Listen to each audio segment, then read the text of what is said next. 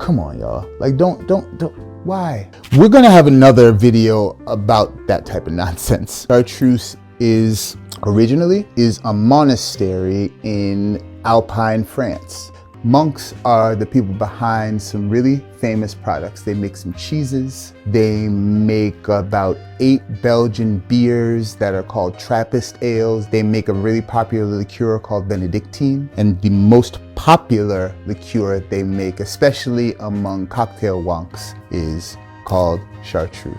Now, what is chartreuse? And I'm gonna tell you this off memory because this was one of the liqueurs I learned about and it stuck. Chartreuse is a blend of 130 different herbs and botanicals from the mountains of the French Alps that are hand foraged by Carthusian monks. The recipe is top secret, so much so that at any time, it takes 2 monks to make chartreuse. One knows half of the recipe, the other knows the other half. They're not allowed to talk. One does his half, the other does his half, and chartreuse is born. This maceration of herbs is so striking and just such a beautiful green that this hue, there's nothing else like it because it's so unique. Most liqueurs you will find are usually under 30% ABV, that's 60 proof. Most spirits are at about 80 proof. Chartreuse rings in at 110 proof. It's a liqueur. What is a liqueur?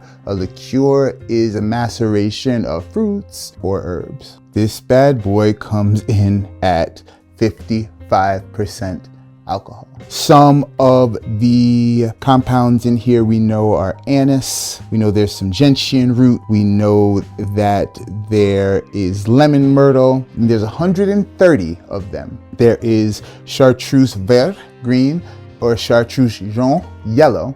The yellow has saffron and is a whole different beautiful experience. And then if you want to get wild, there's something called chartreuse VEP. Let me see if I remember this. Bellissimo. It's very damn special and it's expensive and I love it. And I had a chance to get a bottle of it for $200 a couple years ago, but why would you spend $200 on something like that? And as recently as 2020, on liquor.com, one of the most respected publications for alcohol, there's an article called "What the Bleep Do I Do With This?" Well, I'll tell you what you do with this. You cry into the bottle. Why do you cry into the bottle? So this has gotten popular as a modern classic ingredient. Anyone who's into craft cocktails, this is one of the first things that they learn about. And the cocktail that it's famous for is called The Last Word. It's a beautiful sour style cocktail with gin. The Last Word in particular and chartreuse in general are 2 hallmarks of the craft cocktail movement, and they're 2 ways that if someone says, "Why do you bother with all this shit?" I let them taste this, then they say, "I understand." Well, the monks sent out an email a few years back because what happened in 2020? A global pandemic. And what happens when you have a global pandemic? You start taking drugs. And what drug do we love in America?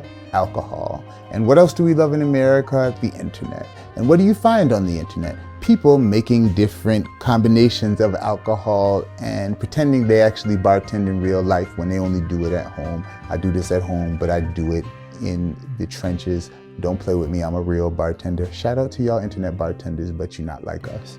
I digress. This started getting wildly popular. People started doing shots of it. There's a chartreuse colada with coconut and pineapple, which is one of my favorite drinks.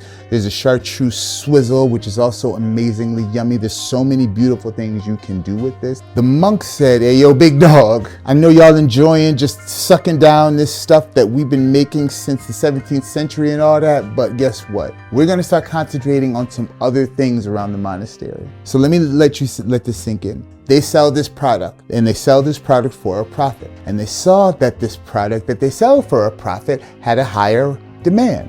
Now, what happens when you have a higher demand? You raise supply, right? Well, if you let the monks tell it, you say, yeah, we're going to be making much less of this. But what happens in America when anything is cool and we think there's not enough of it? We buy a bunch of it, we hide it, and then we take pictures of it. There are a lot of chartreuse taters. A tater is a person in the bourbon world who don't really love bourbon.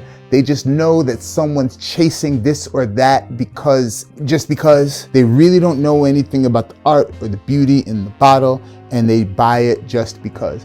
Listen, I love people who are cocktail novices. I don't judge, I don't yuck anybody's yum. What I don't love in the world of beer, in the world of bourbon, in the world of wine, in the world of liqueurs, are people who treat these things like status symbols, because they take these things that are somewhat attainable luxuries and they price the people that love them out of the market. I'm not bitter about most things, that shit pisses me off. Anyway, so what happens when you can't find an ingredient? Different substitutes start entering the market. I have two of the more prominent chartreuse substitutes. What we're gonna do is make a last word cocktail and see how they measure up. That also means that I have to crack my chartreuse and use a little bit of it. For you, barrel-aged community, this I can do. All right, so it's been a while since I opened this bottle. Let me see, there we go. When we're evaluating a spirit, we're always going to do four things.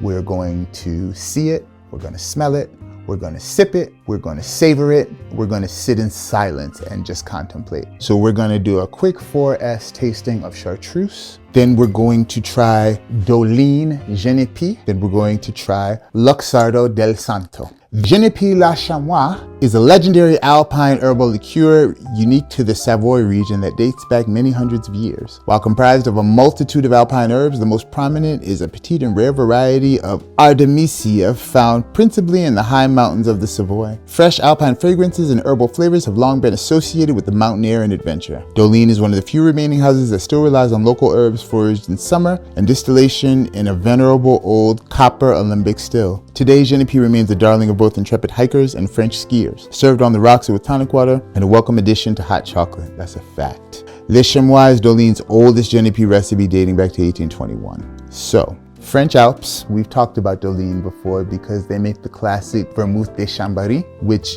to me is a kind of class making style of dry vermouth. Now, brand new to the market, Luxardo, a very important Italian spirits maker. Number one, because they make the cherries that everybody's father-in-law wants to have extra of and asks for the extra juice in their old-fashioned. They also make a really unique spirit called maraschino liqueur that is necessary to make an improved cocktail, the aviation cocktail, and the last word. This is their Del Santo, premium Italian green herbal liqueur. It's bottled to deliver a wonderfully complex liquid and perfect in the last word. Translation, their publicist has been told, yo, this is a chartreuse substitute. Figure out a cool way to say that without using the word chartreuse and having to pay the monks. Blend of infusion of herbs and roots such as Achiella moscata, mace, galanga, cinnamon, carnation, aromatic calamus, and many others.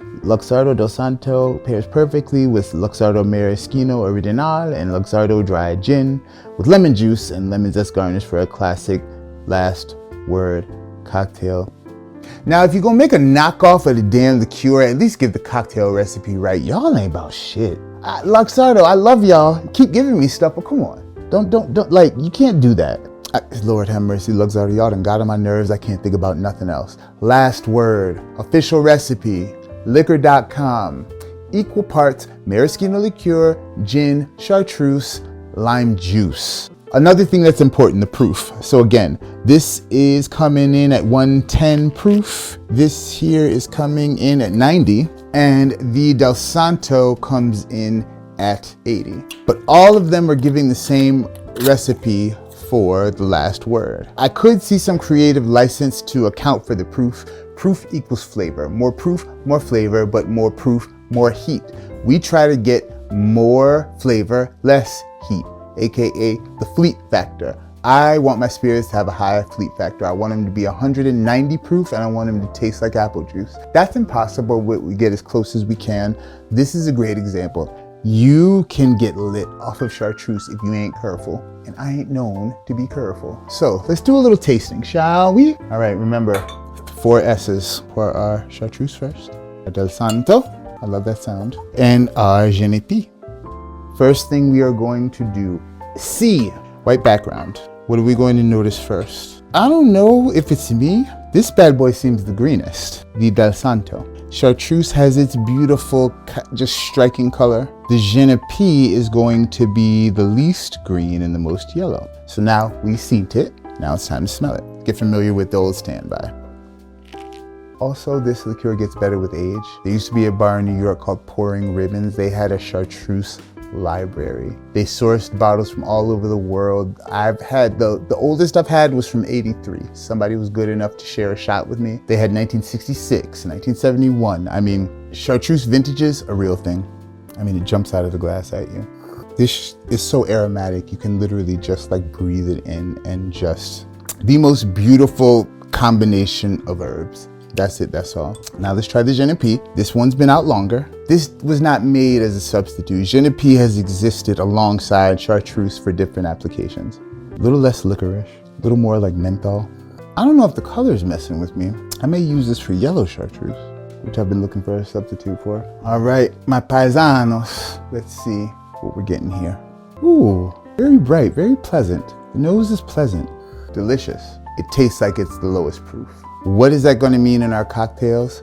I don't know, but we gonna see. And luckily for once, I think we have some recipes that there's no way I'm gonna mess up, because you know why? It's equal pots. This is one of those times where, yeah, pour this last. 3/4, 3/4. We're lime juiced up, beautiful. Now, our maraschino liqueur. How unctuous. Y'all should use the word unctuous more. Please remember to do that in your lives.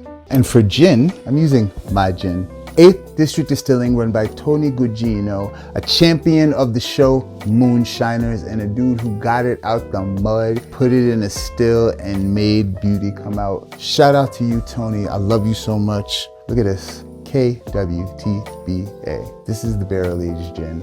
I got the first invoice. 3/4, 3/4, 3/4. And now comes the stressful part. No liquor should be wasted. It's sad to waste all liquor. That's the politically correct answer, right?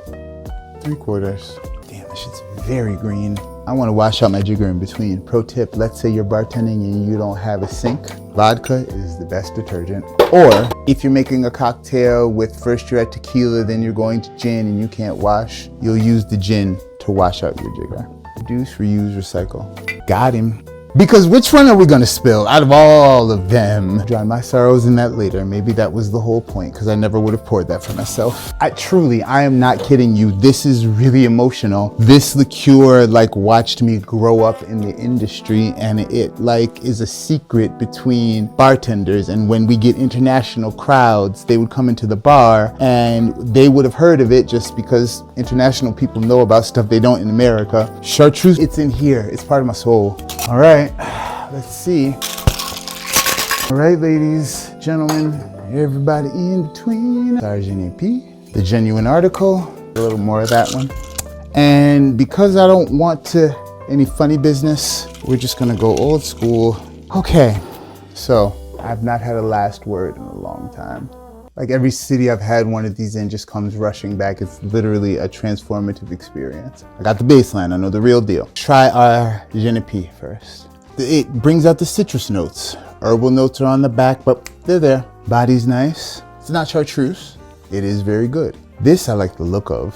So what I think I'm gonna have to do with this, taste is good. I think I need a Navy strength gin. The proof is very low. I would maybe use this for a chartreuse colada, or maybe mess with the amounts, maybe a little less of this, a little more of that. The lack of proof is coming through. Lovely cocktail, looks good. This would be good to make an electric circus with, which the electric circus is alpine liqueur with Midori. I love any chance to use Midori. I wanna do one wild thing. Will y'all let me do one wild thing? I have this fennel liqueur that's green as hell, and I wanna see what this bad thing does here.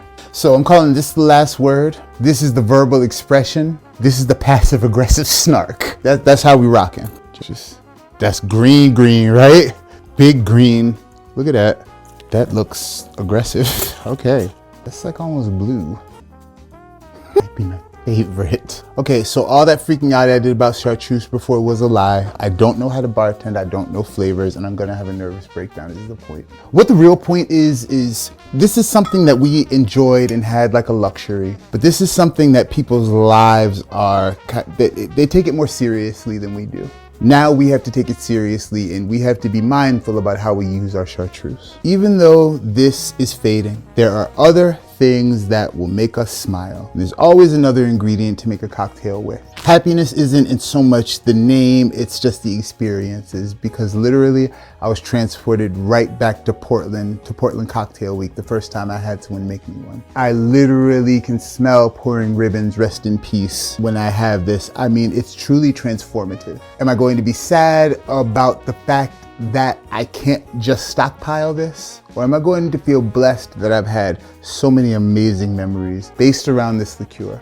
The conclusion is we can make a dope last word with all of these. We may need to play with the proportions, but a solid cocktail does come out of it. One thing leaves, other things come to take its place, and that's the beauty of the cocktail and the beverage world. So I'm gonna try not to be butthurt about not having much chartreuse. And I'm probably never gonna use this for a last word again, because there's other good stuff to use. If you wanna know more about chartreuse, French liqueurs, Italian liqueurs, maraschino, how to make cocktails, how to drink, and how to be awesome, I'm your man.